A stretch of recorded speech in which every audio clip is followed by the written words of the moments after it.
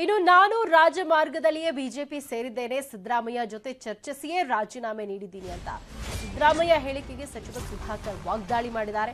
Covid ಅವಧಿಯಲ್ಲಿ ಯಾವುದೇ ಅವ್ಯವಹಾರ ಆಗಿಲ್ಲ, ಶ್ವೇತಪತ್ರ ಹೊರಡಿಸಲು ನಾನು ಸಿದ್ಧ ಅಂತ ಡಾಕ್ಟರ್ ಸುಧಾಕರ್ ಹೇಳಿದ್ದಾರೆ. ಸಿಎಜಿ ವರದಿ ಪ್ರಕಾರವೇ ಹಿಂದಿನ ಸರ್ಕಾರದ ಅಕ್ರಮವನ್ನ ಅವರು ಪ್ರಶ್ನೆ ಮಾಡಿದ್ದಾರೆ.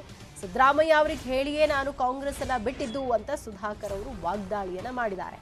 ಇನ್ನು ಕೋವಿಡ್ ಅವಧಿಯಲ್ಲಿ ಸಿದ್ದರಾಮಯ್ಯ ಅವರ ಆರೋಪದ ಪ್ರಕಾರ ಯಾವುದೇ ಅವ್ಯವಹಾರ ಆಗಿಲ್ಲ, ಬೇಕಾದ್ರೆ ಶ್ವೇತಪತ್ರ ಹೊರಡಿಸಲು ನಾನು ಸಿದ್ಧ ಅಂತ ಆರೋಗ್ಯ ಸಚಿವ ಸುಧಾಕರ್ ಅವರು ಹೇಳಿದ್ದಾರೆ. ಸಿಎಜಿ ವರದಿ ಪ್ರಕಾರವೇ ಹಿಂದಿನ ಸರ್ಕಾರದ ಅಕ್ರಮವನ್ನ ಪ್ರಶ್ನಿಸಿದ್ದಾರೆ.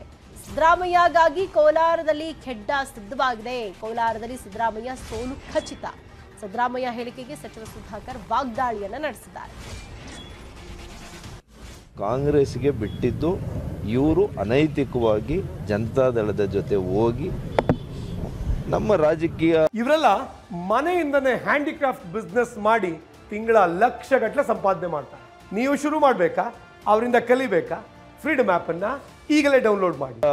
ಅಸ್ತಿತ್ವಕ್ಕೆ ಧಕ್ಕೆ ಆಗುವಂಥ ಸಂದರ್ಭದಲ್ಲಿ ನಾನು ಬಿಟ್ಟಿದ್ದೀನಿ, ಅವ್ರಿಗೆ ಹೇಳಿಬಿಟ್ಟಿದ್ದೀನಿ ಯಾವ ಕಾರಣಕ್ಕೆ ಬಿಡ್ತಾ ಇದ್ದೀನಿ ಅಂತೇಳಿ.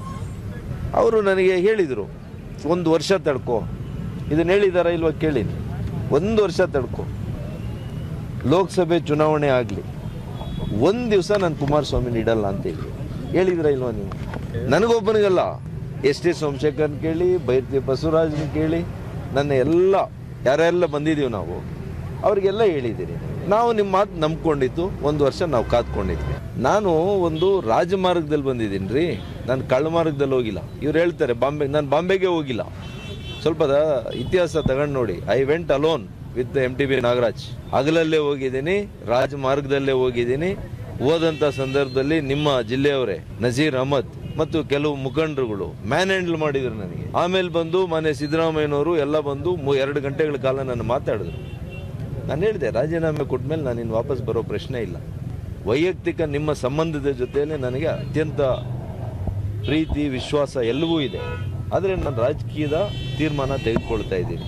ನಿಮ್ಗೆ ಅಷ್ಟು ಬೇಜಾರಾದರೆ ನಾನು ರಾಜಕಾರಣದಿಂದ ಹೊರಗಡೆ ಹೋಗ್ತೀನಿ ಹೊರತು ನಾನು ಮತ್ತೆ ಕಾಂಗ್ರೆಸ್ಗೆ ಬರಲ್ಲ ಅಂತ ಅವ್ರಿಗೆ ಹೇಳಿದ್ದೀನಿ. I am ready.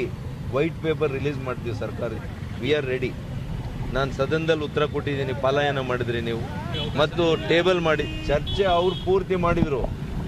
ಸರ್ಕಾರದಿಂದ ಉತ್ತರ ಕೊಡೋ ಅಷ್ಟೊತ್ತಿಗೆ ಅವ್ರಿಗೆ ಅದನ್ನು ಕೇಳಿಸ್ಕೊಳೋ ಅಂಥ ಸಮಾಧಾನ ಇಲ್ಲ, ಹೊರಟೋದ್ರು, ಪಲಾಯನ ಮಾಡಿದ್ರು. ನೀವೆಲ್ಲ ಇದ್ದೀರಿ, ನೀವು ಕೂಡ ನೀವು ಇರ್ಲಿಲ್ವಾ? ನೀವು ಮಾಧ್ಯಮದವ್ರು ಇರ್ಲಿಲ್ವಾ? ಸ್ಪೀಕರ್ ಕೊಟ್ಟಿದ್ರಿ, ಇವರೇ ಎದ್ದೊಟ್ಟೋದ್ರು.